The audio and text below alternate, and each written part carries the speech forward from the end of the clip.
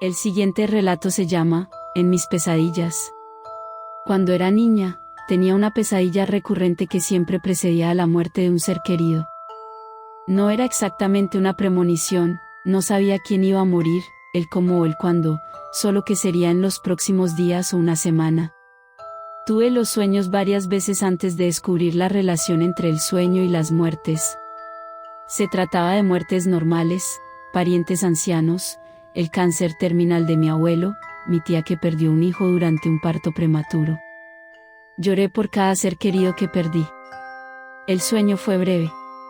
Ocurrió en una enorme habitación blanca, tan grande que no podía ver las paredes. Tal vez no había paredes. Era como si estuviera mirando a través de una grieta en la realidad, más como si estuviera viendo detrás del tejido de la realidad en la que vivimos, viendo la máquina que opera nuestro universo. Digo máquina porque se sentía tan frío, tan mecánico. En la vasta nada de todo blanco, veía un cable gris, no del todo de acero, que se extendía hasta donde alcanzaba la vista. En el cable había una enorme esfera negra. No se reflejaba ninguna luz en esta esfera. En este plano blanco demasiado brillante, la esfera era imposiblemente oscura, como si absorbiera cualquier luz.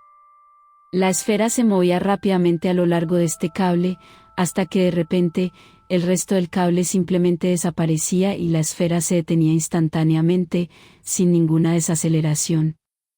Entonces aparecía una pared blanca demasiado brillante que era indistinguible del resto de la blancura demasiado brillante, pero yo sabía que estaba allí.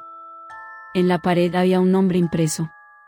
Al menos, siempre supuse que era un nombre. Nunca pude imaginarlo después de despertarme. Ese muro solo permanecería en pie una fracción de segundo, pero sería una eternidad. Todo a mi alrededor se evaporaría y tendría esa sensación en todo mi cuerpo que era una combinación de ingravidez pura, la sensación que tienes cuando estás a punto de caer y un miedo absoluto y devorador. En esa fracción de segundo, alguien terminó. Fue un final absoluto, no hay más allá, ni cielo ni infierno, después de la certeza de este mecanismo. Me despertaba jadeando, llorando, completamente desorientada. La primera vez que recuerdo haber tenido este sueño fue cuando tenía 7 años, aunque ya me resultaba familiar en ese entonces, así que estoy segura de que era aún más pequeña cuando empezó. Me crié como católica y, de hecho, era bastante religiosa cuando era niña. Este sueño era la antítesis de toda mi religión. Al principio traté de ignorarlo, traté de olvidarme de este sueño. Tuve el mismo sueño un par de veces más después de eso. Cuando tenía 9 años, lo tuve 3 noches seguidas. Luego falleció mi bisabuela y esa noche no tuve sueños. Me di cuenta de lo que significaba y traté de hablar con mis padres al respecto. Lo atribuyeron al dolor y a una imaginación hiperactiva. Traté de hablar con la consejera escolar al respecto. Ella habló con mis padres. Mis padres estaban pasando por una mala racha, que empeoró al tener que cuidar a 3 de mis primos, además de a mi hermano y a mí. Escuché cosas como, buscando atención, actúa mal, tal vez lo sacó de uno de sus libros, necesita más socialización.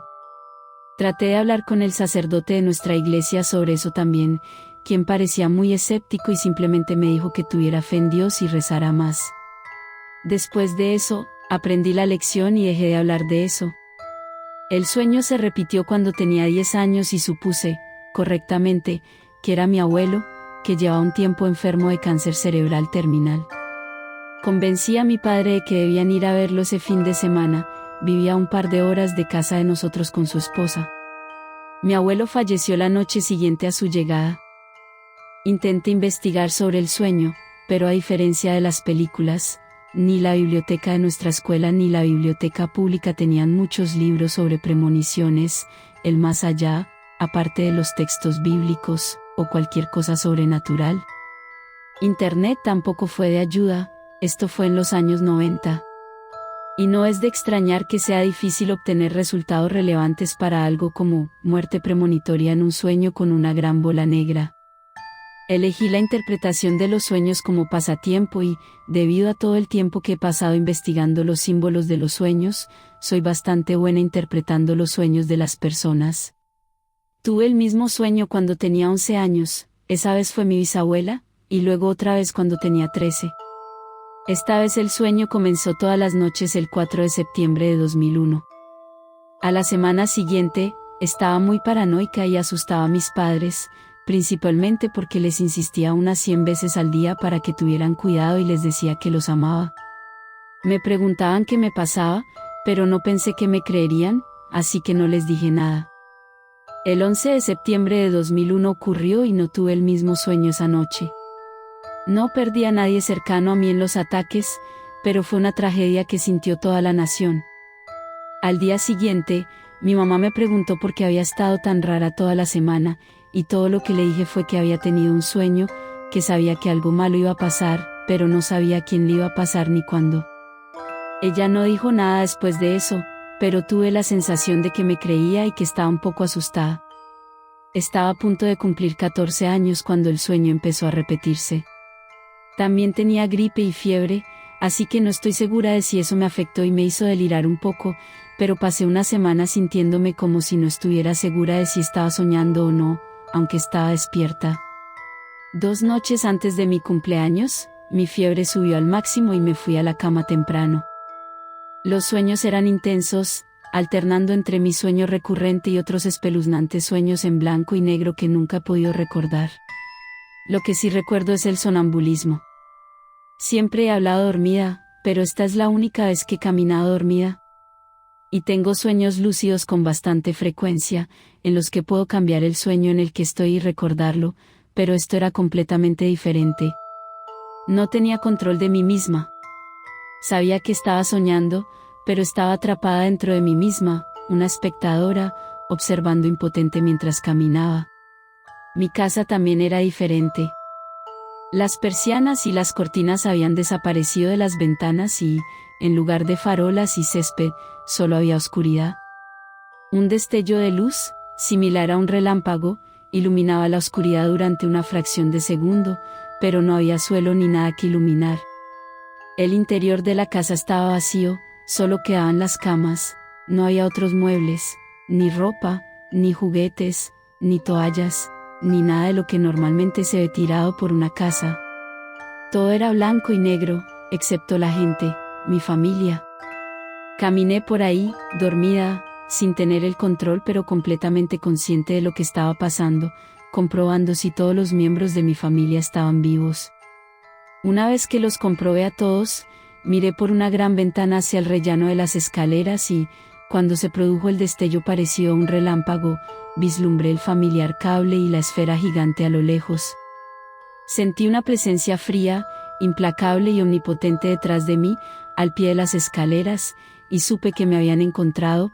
Algo sabía que yo había visto detrás de la cortina, que había visto los mecanismos que operaban nuestro mundo, y que estaba allí para solucionar ese problema. Me di vuelta para enfrentarlo. Lo siguiente que supe fue que era de mañana, el sol brillaba a través de las persianas de la ventana de mi dormitorio, los pájaros cantaban afuera, no estoy siendo dramática, lo recuerdo muy claramente, y yo estaba acostada en la cama. Me sentía genial, mi fiebre había desaparecido y la gripe que me tuvo en cama durante una semana había desaparecido de la noche a la mañana. Era una hermosa mañana, digna de un cuento de hadas, y estaba completamente confundida porque parecía que hace un segundo, casi había estado cara a cara con algo que no quería que me asomara detrás de ese desgarro en la realidad. Todavía estaba llena de mucho miedo y corrí escaleras abajo para encontrar a mi madre y preguntarle si todos estaban bien. Ahora que lo pienso, probablemente debería disculparme con mi madre por esa mañana, porque estoy segura de que la asusté muchísimo. El día anterior, estuve tan enferma que no podía retener ningún alimento, y tuve que alternar paracetamol e ibuprofeno solo para mantener mi fiebre por debajo de 104. Luego, esa mañana, estaba corriendo, luciendo mucho mejor, excepto que obviamente estaba asustada y pregunté si todos estaban bien. Todo el mundo estaba bien. Todo estaba bien. Pero alguien iba a morir de todos modos, y yo no tenía ni idea de quién. Pasé el día frustrada y asustada porque no podía hacer nada para detener lo que fuera que iba a pasar, y aunque esa presencia se había ido, no hay garantías cuando se trata de fuerzas que están mucho más allá de la comprensión mortal. Traté de no pensar en el sonambulismo, no estaba de ninguna manera lista para empezar a preguntarme qué había pasado allí. Esa noche no tuve sueños. Dormí muy bien, pero me desperté con el corazón apesadumbrado, porque sabía lo que significaba. Era mi cumpleaños, pero no lo estaba celebrando. Ese día, alrededor de las 5 de la tarde, mi madre entró en mi habitación y se sentó en mi cama a mi lado. Intentaba contener los sollozos mientras me contaba que un amigo mío estaba en la camioneta de sus padres, con su padre conduciendo, su madre en el asiento delantero y su hermana sentada a su lado, rumbo a la ciudad la noche anterior. Por alguna razón, creen que tal vez un animal corrió hacia la carretera, la camioneta se desvió y se salió del camino, volcó y aterrizó en el río. Varias horas después, alguien que pasaba en automóvil vio escarcha en un neumático que apenas sobresalía del agua y llamó. Toda la familia se había ahogado. Me llevó años encontrar una paz incómoda con lo que había sucedido. Sentía tanta culpa, como si pudiera haberlo evitado, como si pudiera haber detenido todo lo que ocurría. Perder a mi amigo y a su familia fue devastador para mí. Eran personas maravillosas y, aunque mi amigo y yo éramos jóvenes, podríamos haber sido más que amigos con el tiempo. Nunca volví a tener ese sueño. He intentado una y otra vez encontrarle algún sentido, pero nunca he encontrado nada parecido a lo que experimenté. Sé que no causé ninguna de esas muertes, que solo fui alguien que, ya sea por casualidad o por una razón desconocida, vio a través de esa ilusión inmersiva que llamamos realidad y echó un vistazo al mecanismo que se escondía detrás de ella. No siento que la presencia que sentí me haya castigado, creo que simplemente cerró esa grieta a través de la cual estaba viendo. Sigo sin entender nada de esto, no creo que seamos capaces de entender. Simplemente no estamos destinados a hacerlo.